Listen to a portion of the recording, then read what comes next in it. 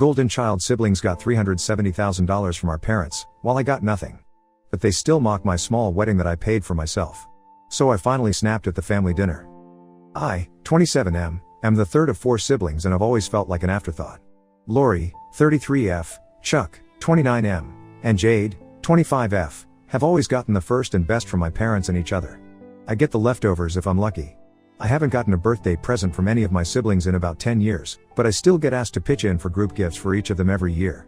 On Friday night we were having a family dinner and it honestly felt like every other sentence was a dig at me or a less than subtle brag by my siblings about something they had been given by my parents that I was denied. They talked about how nice almost all of our weddings were, but made sure to mention it was okay that my wife and I had a small low-key wedding. And it was okay, we loved it. But they brushed over the fact that my parents paid for all of my siblings' weddings. But not mine. Because somehow they couldn't afford it. Because they were saving up for Jade's wedding. They brought up how little student loans they have. Because my parents helped them. All of them lived on campus at expensive 4-year schools. I lived at home and went first to a, very prestigious, very hard to get into, watchmaking school. I got paid to attend this school. So I paid rent at home. My parents paid for my tools. And I appreciate the help. I really do. But they paid $121.50K each for my siblings. They gave me $7K for tools. But to them it's equal. When I went back to school on my own I didn't ask for money and wasn't offered it. When my brother went back to school they covered everything without him even having to ask. There were many other small moments, comments about cars and other lifestyle choices, but what made me snap was my brother and his wife mentioning their marriage being so great because they do things like spontaneous dates, like the one they had the prior Friday night. The Friday night where my parents called my wife and I last minute to cancel plans. They had to eat dinner at our house because they had to watch Chuck's kids because of an emergency. Turns out that emergency was a dinner for Chuck and my sil at Texas Roadhouse. I had spent hours making my grandpa's ziti and meatballs with homemade marinara because it's my mom's favorite. I wanted more than anything to scream at them, but instead I got up and left without saying a word and my wife followed me. When my mom called me later to ask why I left I just explained exactly why. I explained the favoritism, the unfairness, and the fact that it doesn't feel like they care about me. She didn't say much and I wasn't really looking for an explanation or an apology in the moment. I just felt like it was self-evident, but if she really didn't see it I'd spell it out. Evidently at least parts of what I said have been shared with my siblings because now Chuck and Lori are furious at me and saying I ruined dinner and my mom is upset that I am hurt. They say I'm immature for keeping score. Ida? Comments where Op has replied, commenter, NTA. Your siblings are keeping score as well. They use that score to belittle you every time they see you. Your parents, including your mom who is all of a sudden upset that you are hurt, have allowed that to happen. Your mom is only upset because you finally stood up for yourself and called them all out. Keep on keeping score, they certainly will. Op, honestly on the phone she didn't seem agitated at all, but when I started explaining everything she just kinda got sad I guess? She got real quiet and didn't say much. Commenter, NTA. I don't know if this is the best solution. But, if I were you I would write everything down just like you told us.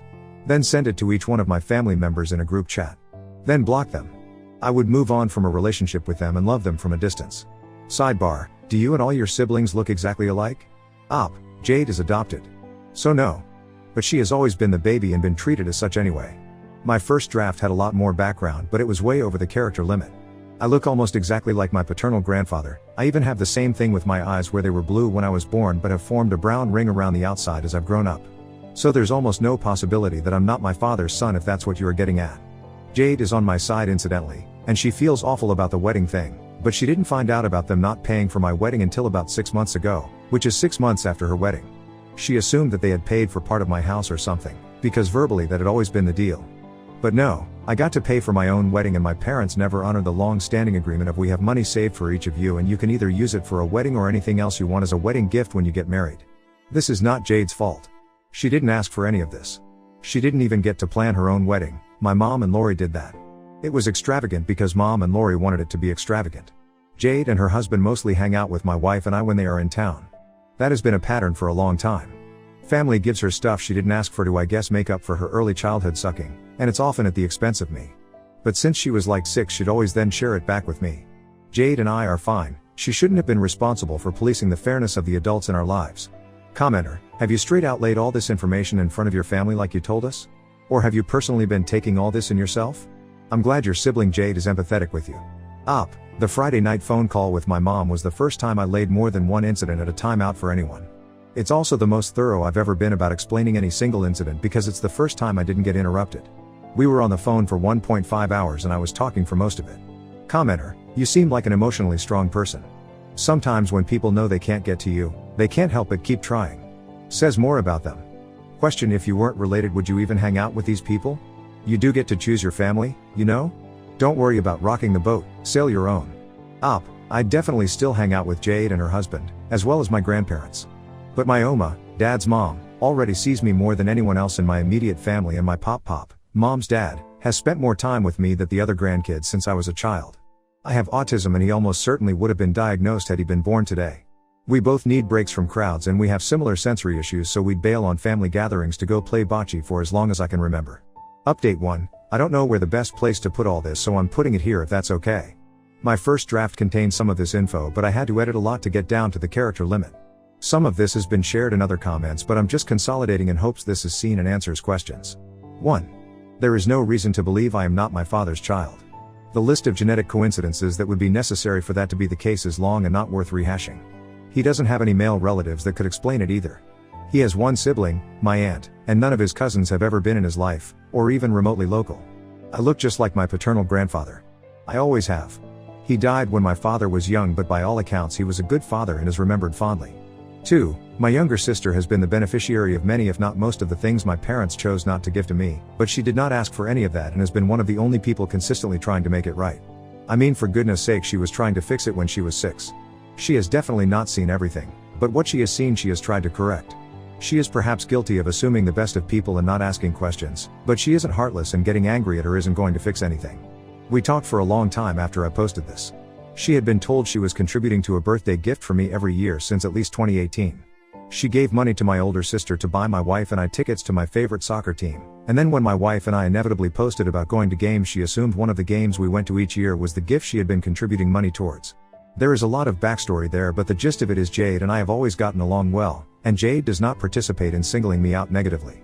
She and her husband spend time with my wife and I frequently, usually just the 4 of us. 3. I was definitely favored by my maternal grandfather growing up, but it's not like I got extra gifts or anything. He and I just have very similar personalities, and that showed at a young age. I am on the spectrum and I feel very strongly that were he my age he'd have been diagnosed as well. We both struggle mightily with a lot of sensory things, but loud crowds and being surrounded by a lot of disparate sources of noise, like, perhaps his loud Italian family, overwhelms both of us, so both of us hide for at least some portion of all family gatherings. Over time we started hiding together by just leaving to play bocce or locking ourselves in the kitchen to cook. As an adult he has made comments that indicate he sees that I'm not being given as much, and in the last 2 to 3 years he has definitely given more items to me than anyone else, things he wants me specifically to have if/ when he passes and that he wants me to enjoy now. That was definitely a source of tension on Friday. He is quite wealthy and my older siblings are accusing me of trying to enrich myself based on inheritance. I have no clue what his plans are and I have not, and will never, ask. It's not my business, and he has always had a pathological need to make things even. Everyone gets the same number of boxes at Christmas, with as near as possible the exact amount of money spent on each recipient, so I do not expect him to behave differently with his estate.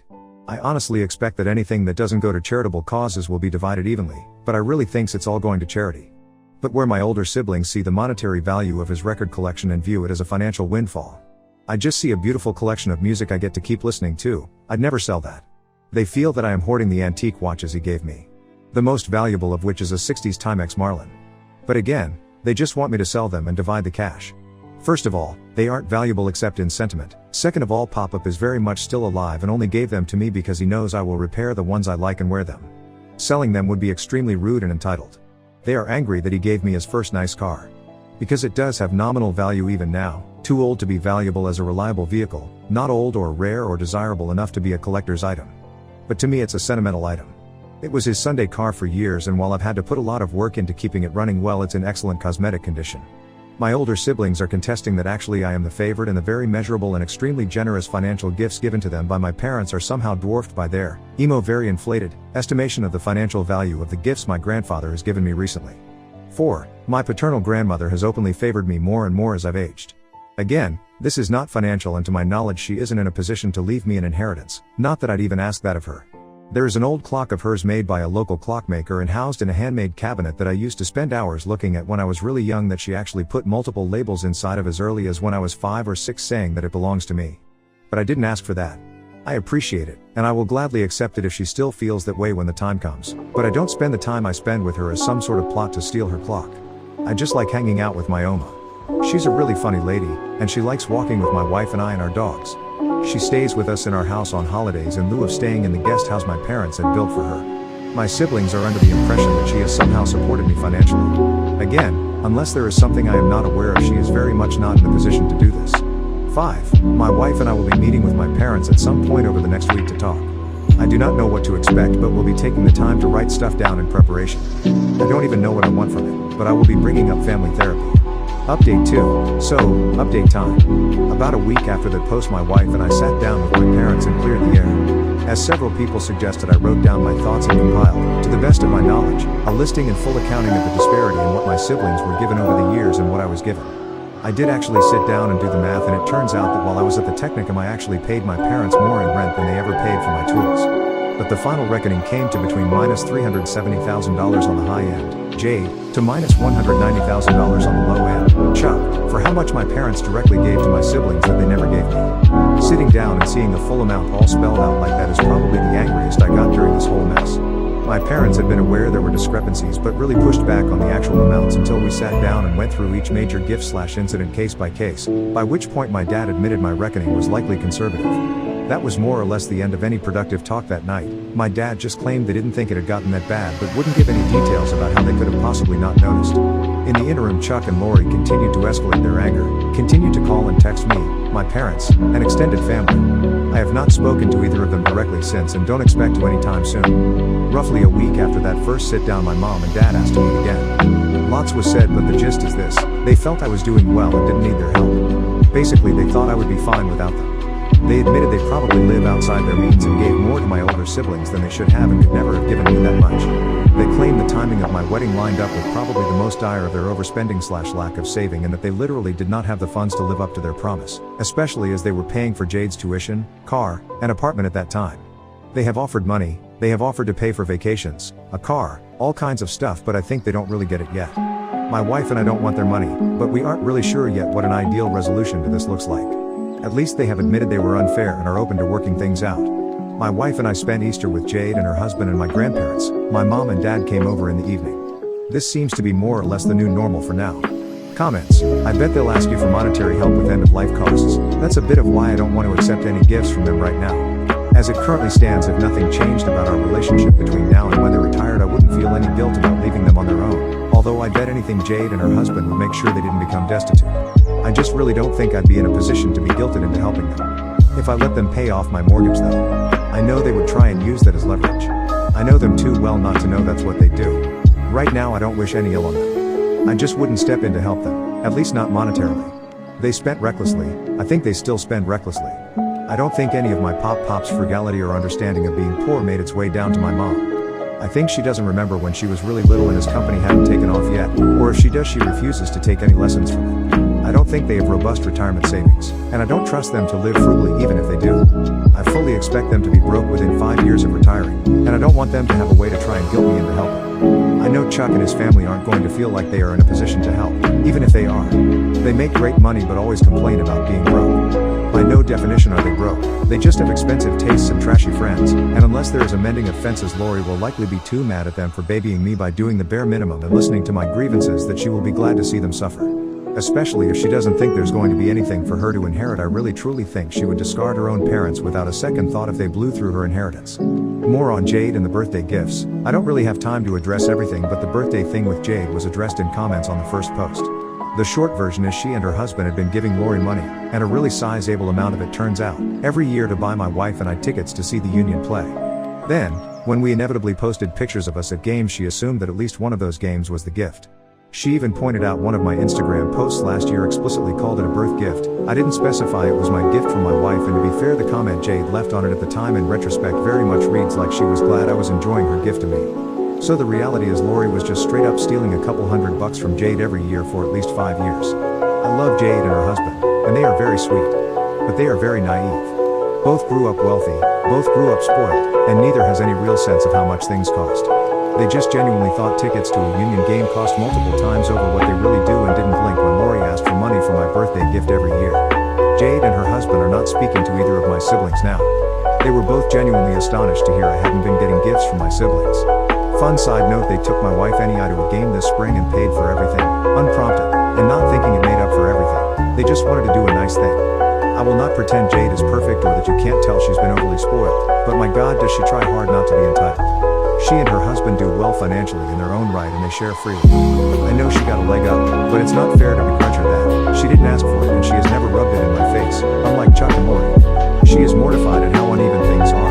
Chuck and Lori are mad it's not continuing. Are your parents aware that Lori has been stealing from Jade? They are. I know they are still in contact with her and her family as well as with Chuck and his. Lori and Chuck are the two that have given them grandchildren, and I don't want to expect my parents to turn a cold shoulder to them. I don't intend to pry into their relationship. My parents know what Lori did. How they want to approach it is their business. In the meantime, my own relationship with my parents is strained and pretty low contact, and I'd rather focus on that.